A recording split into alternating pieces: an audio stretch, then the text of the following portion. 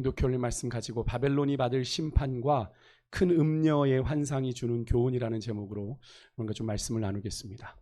우리가 묵상하게 될 이 17장은요, 앞에 16장까지 여러분들이 혹시 읽으셨다면 16장에 이제 마지막 7대접이 쏟아지면서 마지막 이제 대접 심판은 마지막 재앙인데, 마지막 7대접이 쏟아지면서 큰 성 바벨론이 멸망하는 환상을 보았는데요. 그것이 더 자세하게 이제 좀 들어가서 이제 망원경을 당겨서 보듯 더 자세하게 그것을 보는 장면이 오늘 이 17장 저희가 읽은 장면입니다.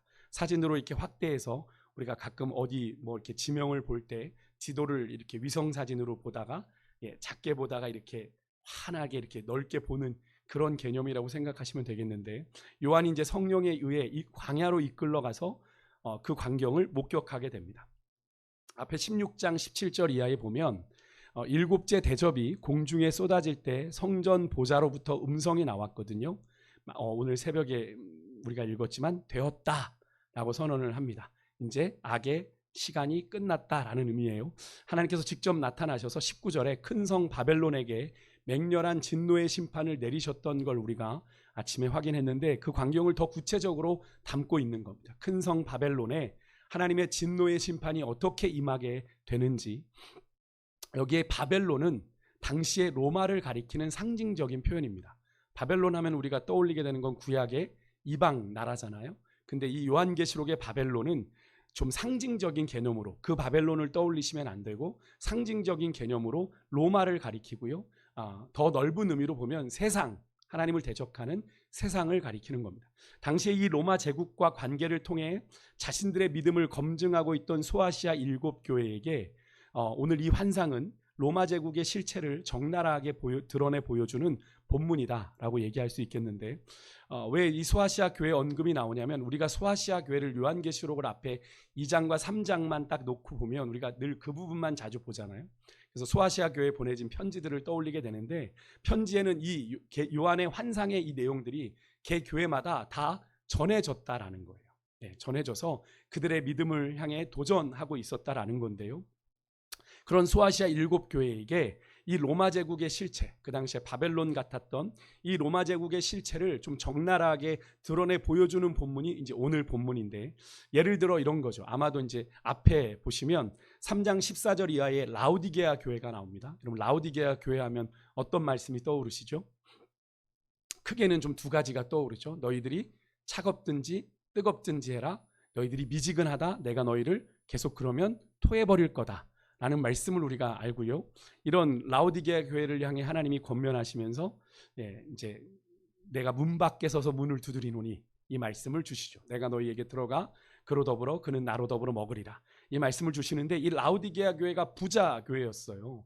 그래서 그들이 뭐라고 그랬냐면, 그러니까 이 라오디게아 교회와 이 7개 교회 중에 2교회 빼고 다 하나님께 주님께 책망을 받았죠. 이 책망을 받은 교회들은 다 그 당시에 교회로 존재했지만 다 로마 제국과 어느 정도 연관을 가지고 있었다라는 거죠. 그러니까 협력하고 타협하며 교회의 존재를 유지해가는, 명맥을 유지해가는 부유한 교회들이었습니다. 그러니까 3장 17절에 보면 라오디게아 교회가 스스로 그렇게 얘기합니다. 나는 부자라 부요하여 부족한 것이 없다라고 얘기를 해요. 그 정도로 라오디게아는 어려울 게 없었던 교회입니다. 하나님이 그런데 그들의 실상을 뭐라고 그러세요? 영적인 실상, 너희들은 네 곤고한 것과 가련한 것과 가난한 것과 너희들이 영적으로 눈먼 것과 벌거벗은 것을 알지 못한다라고 책망을 하세요. 그러면서 19절에 라오디게아 교회를 향해서 뭐라고 얘기하냐면, 열심을 내라, 회개해라 라는 말씀을 하시는 거예요. 저는 이 라오디게아 교회를 묵상할 때마다 많은 목사님들 중에 라오디게아 교회를 이야기할 때마다 가장 한국 교회와 유사한 교회가 라오디게아 교회라고 얘기합니다. 우리가 지난 수요일에도 우리 권사님 잠시 얘기했지만, 한국 교회가 이전보다 우리 권사님들 한참 뜨겁게 믿으실 70년대 80년대 그때보다 얼마나 많은 경제 성장을 이루었습니까? 정말 잘 살게, 못 산다 하지만 우리나라가 뭐 3만 불 시대가 됐잖아요. 정말 상대적인 빈곤이지 우리나라가 절대적인 빈곤은 아닌 나라입니다. 그러면 사실 우리가 복을 받았으니 더 잘 주님을 섬겨야 되는 게 맞아요. 한국교회도 부흥하고 성장했습니다. 그런데 한국교회가 급격하게 쇠락해가고 있다는 걸 무엇을 말해 주겠어요? 바로 오늘 이 라오디게아 교회 같은 현실이 우리 가운데 있다는 것이. 우리 한국교회 부흥했어. 세계 굴지의 교회들이 5개나 있어. 세계 대형 교회들은 다 우리나라에 있어. 그런 것들을 떠들었어요. 자랑했어요. 불과 140년, 복음이 들어온 140년 만에 이런 세계 교회사의 유례없는 부흥과 성장을 경험했어. 오늘 라오디게아 교회가 나는 부자라, 부유하여 부족한 것이 없다라고 떠들 정도의 그런 은혜를 누렸지만 한국교회 지금 실상이 어떻습니까? 영적으로 너무나도 피폐해져 가고 있는 거죠. 곤고한 것, 가련한 것, 가난한 것, 눈먼 것. 눈먼 건 몰라요. 지금 그래서 지금도 뭐 요번 정부에 들어와서 여러분 지금 우리나라 굴지에 목사님 2분이 지금 그죠? 로비 문제로 걸려 들어갔잖아요. 이 부분이 지금 계속 파헤쳐지고 있습니다. 그러면서 너무 안타까운 건 뭐냐면 한국 교회가 모르는 사람들이 그렇게 인터뷰를 하더라고요. 이제 지금 요즘 통일교, 신천지 막 나오는데 통일교도 기독교냐? 신천지도 기독교냐? 그럼 교회랑 뭐가 다르냐? 모르는 이제 기자가 아예 이제 신앙 없는 기자가 신앙 있는 기자한테 물어보는 거예요. 근데 저는 그 대담을 보면서 너무 마음이 아픈 거죠. 교회가 어디까지 가나? 한국 교회가 통일교와 신천지와 동급이 돼 버렸어요. 그런 지경까지 이르러 버린 거죠. 너무나 안타까운 실상을 보게 됩니다. 여러분, 이런 한국 교회를 보고 하나님 뭐라고 말씀하시겠어요? 라오디게아 교회가 말씀하신 거랑 동일한 거죠. 열심을 내야 돼. 너희들 차든지 뜨겁든지 너희들 지금 미지근하잖아. 적당히 지금 타협하는 신앙하고 있잖아. 너희들 회개해라. 주님이 라오디게아 교회를 향해 말씀하셨거든요. 이런 그들의 믿음을 로마와 타협한 교회들 또 누가 있겠어요? 버가모, 두아디라, 에베소, 사대, 그죠? 다 주님께 칭찬도 받았지만 책망도 받았던 교회들 아닙니까? 또 반대로 두 교회, 로마와의 타협을 거부하고 어린 양 대신 그리스도께 충성하다가 고난을 당하고 있던 교회가 두 교회 있죠. 어디죠? 서머나 빌라델비아 교회입니다. 그 교회들에게 이 환상이 로마의 실체를 분명하게 보여주는 거예요. 보여주는 겁니다. 너희들이 붙잡고 있는 로마 어떻게 되나 봐라. 이게 보여주시는 겁니다. 그래, 이 질문 앞에 이 7교회가 서게 돼요. 이 중요한 질문 앞에 이렇게 멸망하게 될 주님 앞에서 결국에는 멸망하게 될 바벨론, 큰 성 바벨론, 너희들이 이 로마에게 계속 충성할 건지 아니면 타협하지 않고 계속 그리스도께 충성을 바칠 것인지 선택할 것을 요구하고 있는 게 오늘 본문의 내용이라는 겁니다. 이 사실은 오늘 이 시대에 또 다른 바벨론 속에, 또 다른 이 세상 속에 살아가고 있는 우리 성도들에게도 동일하게 요구되는 믿음의 선택이죠. 여기에 바벨론은 아까도 말씀드린 로마를 상징하고, 로마는 곧 하나님을 대적하는 세상을 상징합니다. 그래서 요한일서 2장 15절에서 요한이 이런 당부를 했었죠. 우리 같이 한번 읽을게요. 같이 읽습니다. 시작. 이 세상이나 세상에 있는 것들을 사랑하지 말라. 누구든지 세상을 사랑하면 아버지의 사랑이 그 안에 있지 아니하니. 분명히 말하고 있습니다. 요한은 너희들이 이 세상이나 세상에 있는 것들을 사랑하지 말아라. 우리가 사랑해야 될 분은 누구예요? 하나님이라는 거죠. 하나님을 사랑해야 되는 겁니다. 누구든지 세상을 사랑하면 아버지의 사랑이 그 안에 있지 않다. 그래서 디모데후서 4장 10절에 보면 여러분, 세상을 사랑하다가 사도 바울을 버리고 떠난 데마라는 사람이 등장을 하죠. 분명 사도 바울과 이 사람이 사도 바울과 동역하던 사람입니다. 복음을 가지고 동역하던 인물이에요. 그렇지만 그 정도면 거의 전도자인데 그가 세상을 사랑하다가 결국엔 하나님 버리고 떠났다는 거예요. 여러분, 데마도 이러할진데 우리는 아니라고 장담할 수 있을까요? 우리는 아니라고 할 수 있을까요? 이런 관점에서 오늘 본문의 이 바벨론, 즉 로마는 우리 믿음의 사람들이 사랑해서는 안 되는 세상을 상징하는 표현인데요. 오늘 본문은 그런 바벨론 같은 세상 속에서 사는 우리 믿음의 사람들을 향해 너희들이 누구에게 충성하며 살 건지를 묻고 있습니다. 여호수아에게 말했던 것처럼 오늘날 너희가 섬길 자를 택하라. 하나님을 섬길 것인지, 그 강 건너편 우상을 섬길 것인지 우리가 섬길 자를 택해야 돼요. 물론 여기서 뭐 대놓고 물어본다면 난 주님만 섬기겠습니다라고 여러분들 얘기하시겠지만 우리의 마음을 정직하게 들여다보자는 거죠. 내가 정말 주님만 사랑하고 있는지, 세상과 양다리 걸치고 이도저도 아닌 내가 너를 토에 내치고 싶다라고 말할 모습은 우리에게 없는지 돌아봐야 돼요. 너무나 당연한 질문이라고 우리가 생각하지만 그리 간단하지 않잖아요. 여러분, 이 세상의 유혹이 우리의 생각보다 훨씬 교활하고 막강해요. 그 세상의 화려함에 너무나도 빠지기 쉽고요. 세상이 주는 달콤한 포도주에 취하기 쉬운 것이 오늘 우리가 살고 있는 세상입니다. 그래서 우리가 깨어 거절하거나 멀리하지 않으면 우리도 얼마든지 이 세상의 화려함에, 세상의 유혹에 넘어갈 수 있는 것이 오늘 우리가 사는 세상이에요. 목사요, 장로요, 권사요, 안수집사, 집사, 다 필요 없습니다.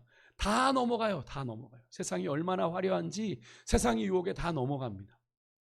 여러분은 무엇을 위해 어떻게 이 세상을 살고 계세요? 여러분은 무엇을 위해 어떻게 이 세상을 살고 계십니까? 너무나 당연한 질문입니까? 내가 그리스도인인데 목사님 어떻게 그런 질문을 합니까? 그럼 우리가 그리스도인이라는 고백 속에, 나는 그리스도인입니다라는 고백에 뭐가 담겨 있습니까? 이제부터는 누구를 위해 살겠습니다? 주를 위해 살겠습니다. 내가 죽기까지 주를 따라가겠습니다라는 믿음의 고백이 담겨 있는 것 아닙니까? 그런데 그런 우리의 믿음의 결단이 우리의 삶에 어떤 의미가 있어요? 오늘 우리의 삶에 다른 거 보지 말고 오늘 하루 우리의 삶을 들여다보자고요. 우리의 삶에 어떤 의미가 있었습니까? 그 고백이. 그 고백이 여러분에게 정말 여러분의 오늘 하루의 삶의 선택에, 여러분의 결정에 얼마나 영향을 주었나요? 내가 주를 위해 살아야 되는데, 내가 주님을 죽기까지 따라가야 되는데, 여러분의 이 고백이 여러분의 삶에 어떤 의미가 있었습니까? 공중권세 잡은 사단은 끊임없이요, 오늘 이 시대에 또 다른 대마를 찾으려고 합니다. 분명히 주님 앞에 서 있던 성도인데 세상을 사랑하다가 세상으로 불러올 자들을 지금 맹렬하게 자기 때가 얼마 안 남은 줄 알고 우는 사자와 같이 삼킬 자를 찾는데 끊임없이 믿음의 사람들을 미혹하는 시대인데요. 여러분, 우리는 어떤 마음으로 오늘의 이 시대를 살아야 될까요? 오늘 본문의 1절에 오늘 본문의 내용으로 들어갈게요. 7 대접을 가졌던 7 천사들, 7 대접이 7명의 천사들에게 주어졌었거든요. 그래서 첫 번째 천사가 대접을 붓고 두 번째 천사가 붓고 막 이랬어요. 그 중에 하나가 누구인지 모르겠어요. 요한에게 와서 야, 많은 물 곧 열국과 방언 위에 앉은 큰 음녀 바벨론이 받을 심판을 내가 너에게 보여줄게. 앞으로 되어질 일들에 대해서 보여주겠다고 말하는 것으로 시작되죠. 여기서 음녀라는 건 바벨론을 가리켜 음녀라고 그래요. 큰 음녀. 여기서 음녀란 창녀를 말합니다. 창녀. 음녀라는 건 창녀. 그러니까 유혹을 하고 누군가를 유혹하고 신실하지 못한 사람을 말하는 거죠. 음녀라는 건 누군가를 유혹해서 몸을 팔아야 되니까 믿을 수 없는 사람이, 그런 이미지입니다. 이어지는 2절의 표현이 그 사실을 확인시켜줘. 이 음녀가 땅의 뭇 왕들과 백성을 음행의 포도주에 취하게 한 장본인이다 라고 얘기를 해요. 이 말은 큰 음녀인 바벨론이 이 세상이 땅의 임금들, 즉 로마의 통치 아래 당시에 들어가 협력하고 그 경제 시스템 안에서 함께 이득을 취했던 많은 통치자들과 백성들로 불이한 방법으로 얻은 이득을 함께 누리게 했다라는 거예요. 함께 죄짓게 했다라는 거예요. 다시 말해서 피지배 족속들을 억압하고 폭력으로 불법으로 착취로 거둔 이득을 함께 나누었다라는 의미입니다. 즉 야심과 야욕에 찬 땅의 임금들, 백성들이 그 음녀의 거대함과 화려함에 매료되어 맹신하고 그 음녀를 추종했다는 거예요. 이 음녀는 거대한 군사력과 경제력으로 이 열방을 지배하며 후견인 관계를 맺었던 로마를 상징하는 건데요. 그 당시 로마가 얼마나 막강한 권력을 가졌었는지 상상해 보시면 이 그림이 좀 이해가 되실 겁니다. 얼마나 많은 나라들이 로마 제국 휘하에 들어와서 그런 걸 누리고 있었죠. 이 음녀가 이 밑에 속한 제국들에게 약속한 번영과 안정은 한번 맛들이면 거부할 수 없는 유혹이 되어서 많은 나라들이 이 로마와의 무역의 결정적인 결탁으로 하나가 되어버리는, 한 통속이 되어버리는 그런 일들이 그 당시에 있었어요. 그러나 이 음녀는 하나님을 모독하는 이름이 가득한 붉은 짐승을 타고 성도들과 예수의 증인된 자들은 핍박을 했습니다. 그러니까 이 음녀가 하나님을 대적하는 자인 것을 우리가 알 수 있는 거죠. 6절에 보면 이 여자가 성도들의 피와 예수의 증인들의 피에 취했다라는 표현이 나와요. 바로 그 사실을 은유적으로 표현한 겁니다. 이게 뭘 의미합니까? 성도들을 하도 많이 죽이고 예수의 증인된 자들을 하도 많이 죽여서 그 피에 취했다는 겁니다.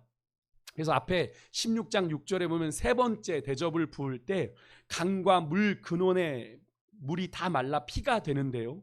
그때 성도들과 선지자들의 피를 흘린 자들에게 피를 마시게 하는 심판이 주어집니다.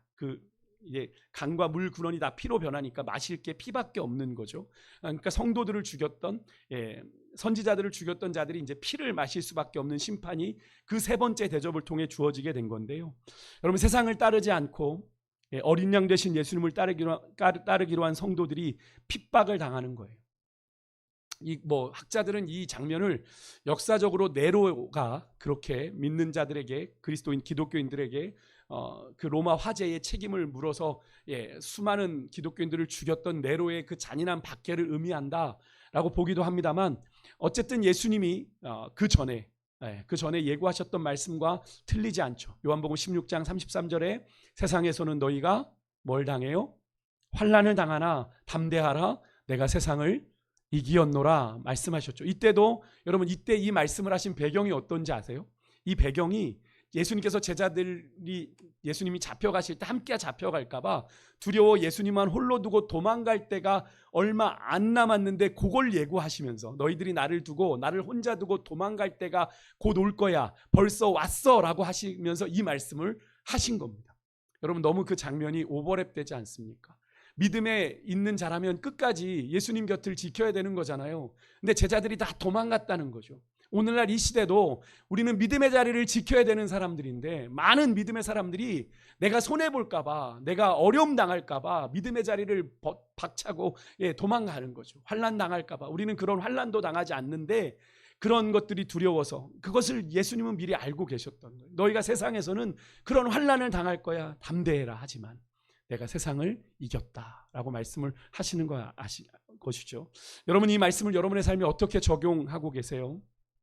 사실 우리는, 여러분, 계시록 당시에 우리가 간다면, 요즘 이제 킹 오브 킹즈의 영화가 아이가 이렇게 예수님 그 시대로 가는 설정이잖아요.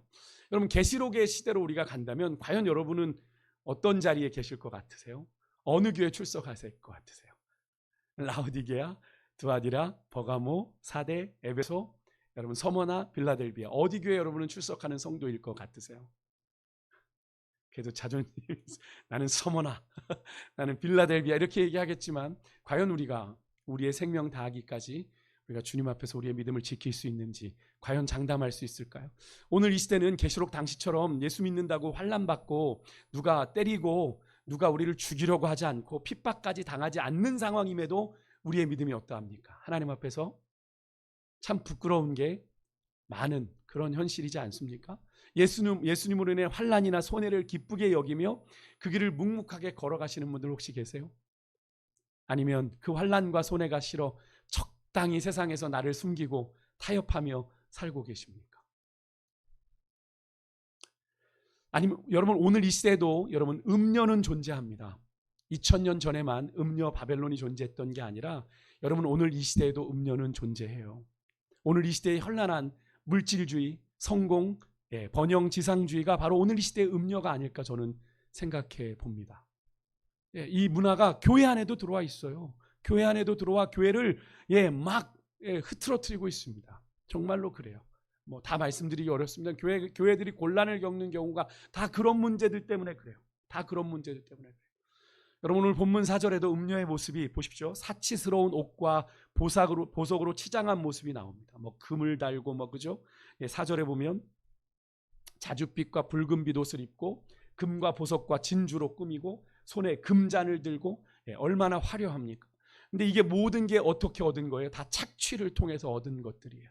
누군가의 피와 눈물로 자신을 그렇게 화려하게 치장한 거예요. 세상은 그래요. 세상의 화려함에 민낯이죠. 우리 눈에 볼 땐 세상이 늘 우리에게 화려한 것처럼 보이고 따뜻한 것처럼 보이지만, 누군가를 짓밟고 일어서야 내가 더 많이 누리고 가지는 세상의 비정함을 이 음녀가 그대로 보여주고 있는 거예요. 그 당시에 로마가 그랬던 것처럼 말이죠.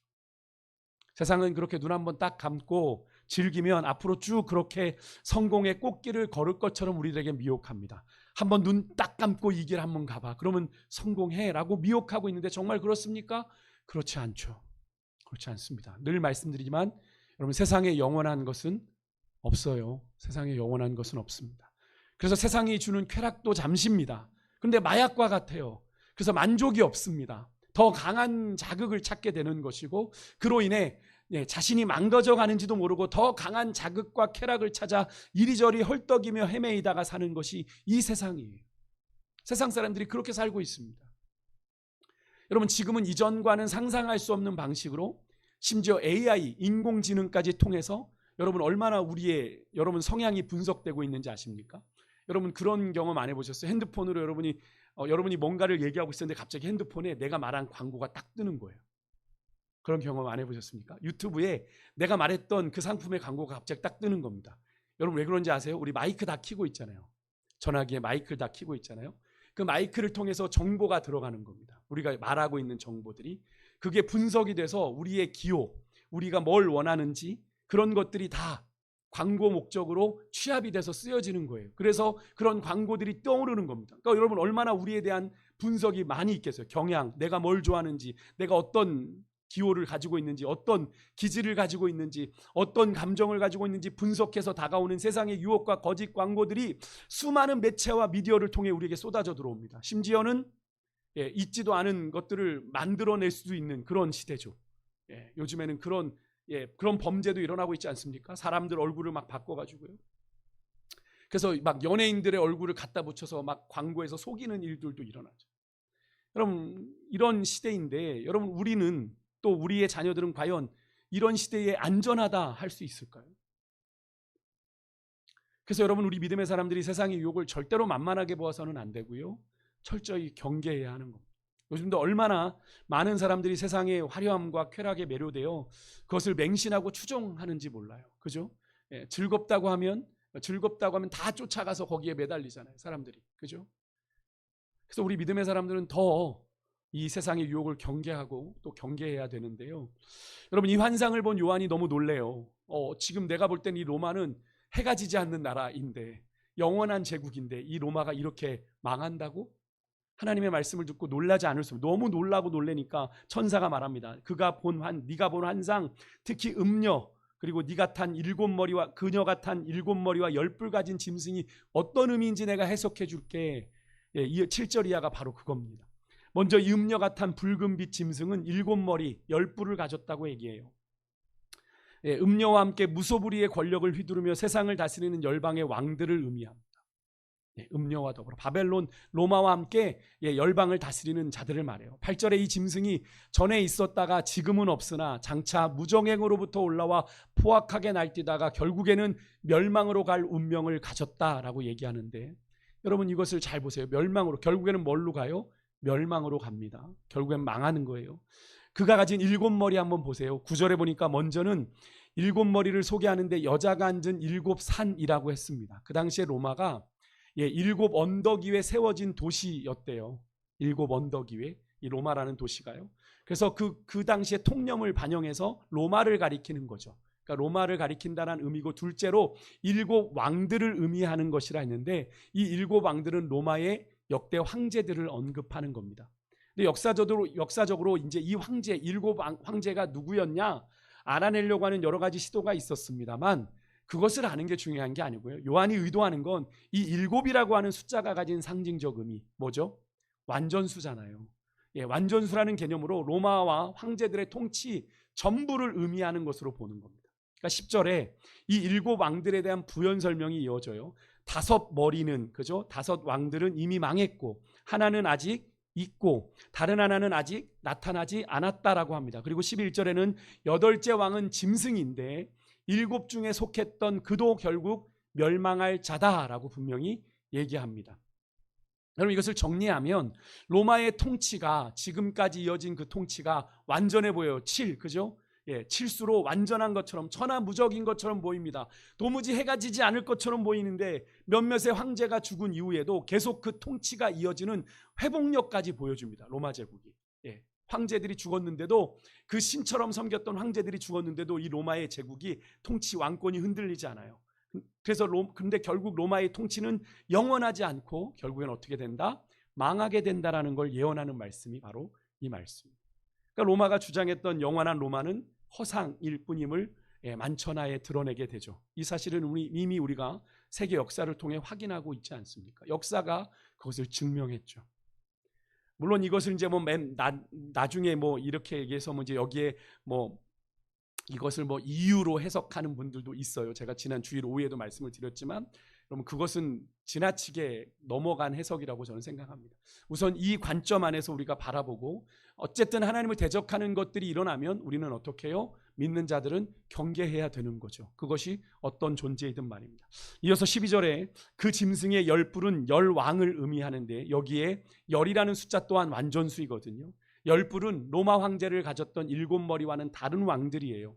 그러니까 로마에 협조해서 그 로마의 제국의 권력을 함께 누렸던 나라들을 의미하는 겁니다. 이 열왕이란. 그래서 이제 이 열왕을 놓고 한간에 일부 목사님들은 이게 EU를 의미한다.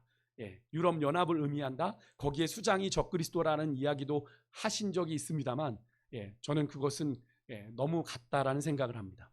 물론 그렇게 왜냐하면 이제 그렇게 추측할 수 있는 게 이 로마 EU의 본부가 있는 브뤼셀에 슈퍼컴퓨터가 들어있다고 얘기를 하죠.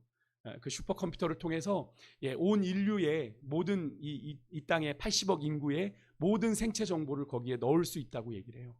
그래서 통제가 가능한 일이 벌어지기 때문에 그런 억측을 하긴 합니다만 여러분 그것은 좀 두고 봐야 될 일이 아닐까 생각이 되는데 어쨌든 이들이 13절에서는 그렇게 로마에 빌붙어서 짐승과 더불어 한동안의 권세를 누리지만 12절에 그들이 한동안 권세를 누린다고 되어 있어요. 그 기간은 한동안이라는 표현에서 우리가 알 수 있는 것처럼 한시적이에요. 이 세상의 권세는 한시적입니다. 영원하지 않아요.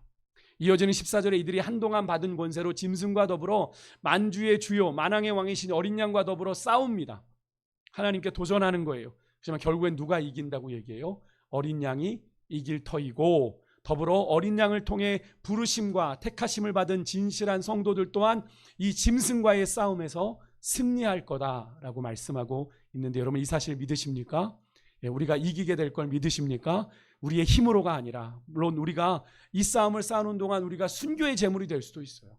그죠? 성도들의 많은 피가 흘려졌던 것처럼 우리도 순교의 제물이 될 수 있어요. 세상으로 볼 땐 야 저것처럼 개 죽음이 어디 있어? 저것처럼 개 죽음이 어디 있어? 라고 얘기하겠지만 그것처럼 영광스러운 죽음은 없습니다. 왜냐하면 주님의 보좌 앞에 여러분 순교자들이 그 제단 앞에 순교자들이 있어요. 여러분 그것은 영광인 줄 믿습니다. 여러분 인류 역사 속에 수많은 권력자들이 수많은 제국이 흥망성쇠를 경험했어요.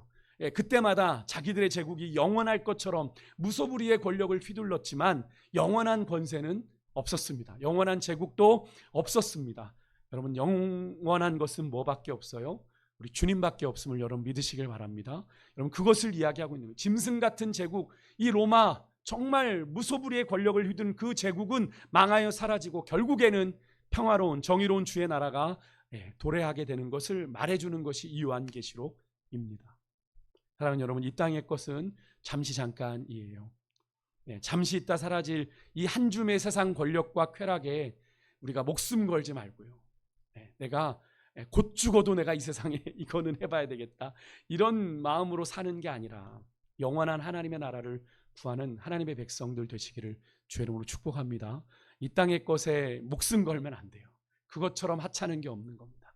이 땅의 것은 잠시 한 줌의 재로 돌아가잖아요. 그럼 장례를 치를 때마다 정말 느낍니다. 한 줌의 재로 돌아가요. 여러분 화장하고 나면 정말 요만큼도 남지 않잖아요.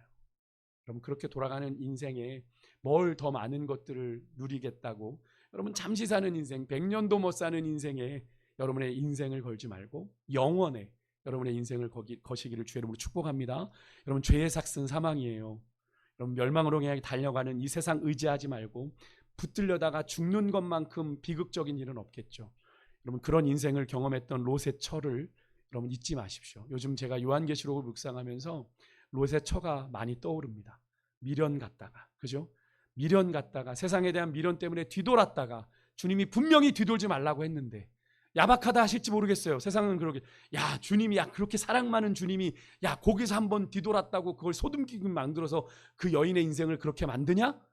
세상에 좋은 이야기죠. 아주 세상의 관점으로는 그게 아주 합리적인 정말 하나님이 좀 그러시네 이렇게 얘기하셨지만 주님 분명히 경고하셨잖아요.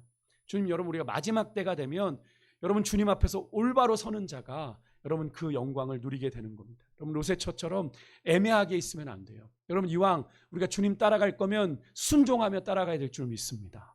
여러분 기름을 준비했던 5 처녀 똑같이 등불이 있어서 안심했잖아요. 나는 신랑 맞을 준비가 됐다. 결정적인 게 뭐가 없었어요? 기름이 없었어요. 두 운명을 달리했던 걸 여러분 기억하시지 않습니까? 여러분 우리가 세상의 유혹을 좀 경계하고 세상의 허영에 빠지지 않도록 여러분 조심하시길 바라고요. 자칫하면 우리가 정말 자칫하면 내 모습이 영원한 나락으로 떨어질 수 있다 하는 사실을 여러분 기억하고 늘 깨어 있어서 여러분 오늘 이 말씀에 주님과 함께 어린 양과 함께 그 부르심의 승리를 경험했던 이 부르심을 받고 택하심을 받은 자답게 여러분 저 모두가 예수 그리스도로 옷 입고 그렇게 구별되어 살아가는 우리 모두가 될 수 있기를 주 여러분 축복합니다. 우리 함께 찬양하겠습니다. 우리 주님 다시 오실 때까지 나는 이 길을 가리라.